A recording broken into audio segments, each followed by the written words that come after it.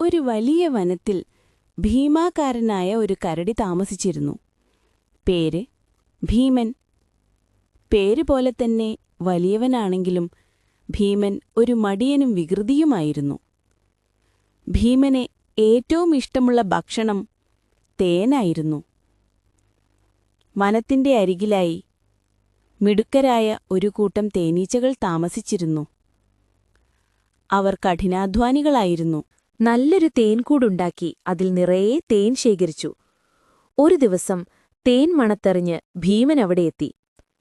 തേൻകൂട് കണ്ടപ്പോൾ അവന്റെ വായിൽ വെള്ളമൂറി.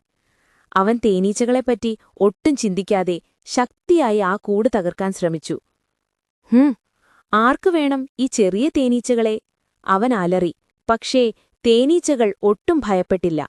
അവർ കൂട്ടമായി പുറത്തിറങ്ങി ഭീമന്റെ ആക്രമണത്തെ പ്രതിരോധിച്ചു. മിടുക്കിയായ രാജ്ഞീച്ചയുടെ നിർദ്ദേശപ്രകാരം അവർ ഒന്നിച്ച് ഭീമന്റെ കണ്ണുകളിലും മൂക്കിലും കുത്തി.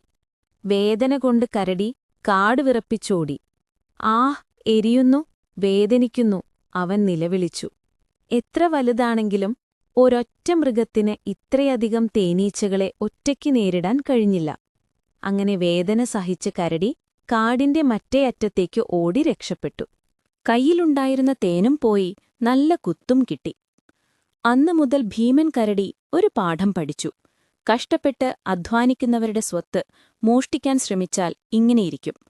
അതിലുപരി ചെറിയവരാണെങ്കിൽ പോലും അവരെ കൂട്ടമായി നേരിടുന്നത് എളുപ്പമല്ല.